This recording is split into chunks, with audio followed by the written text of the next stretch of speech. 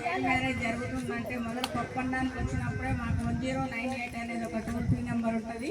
దానికి మీరు చేసినట్టే మీది కూడా గోప్యంగా ఉంచుతాం. అది ఎవరికి కూడా తెలియదు ఆ నెంబర్ ఎవరు చేసిరు అనేది కూడా. 18 ఏళ్ళు ఆడపిల్లకి 21 సంవత్సరం మగపిల్లలకి అయినాకనే మ్యారేజ్ చేయాలి. ఆ లోపు చేస్తే ఏమయ్యేది, రక్తహీనతోటి పిల్లలు పుట్టడము, లో బర్త్ రేటు పుట్టడం, తక్కువ బర్త్ రేటు పుట్టడము, రక్తహీనతతోటి మొత్తం క్షీణించుకోవడము. 18 ఏళ్ళలో చేస్తే చాలా కష్టాలకు ఎదుర్కొంటారు. కాబట్టి మనం 18 ఏళ్ళ చేయాలి. తర్వాత 21 సంవత్సరం మగపిల్లలు చేయాలి. ఆడపిల్ల అంటే అలసు కాదు.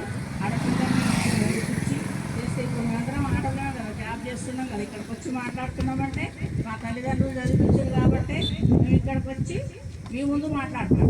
మీ పిల్లలు కూడా ఇంటర్ చేస్తున్నారు. ఇంటర్ చేయగానే బంద్ చేపిస్తున్నారు. ఎందుకు బంద్ చేపిస్తున్నారు? కష్టపడి చదివిస్తున్నారు. ఆడపిల్లను మనం మగపిల్లలైతే బయట ఆడుకోమంటాం, అన్నిటికీ పంపిస్తున్నాము. ఆడపిల్లనైతే అమ్మను లోపలికి అంటాం. ఎందుకు ఇవ్వమంటున్నాం? వాళ్ళకి స్వేచ్ఛ ఎందుకు ఇవ్వట్లేదు?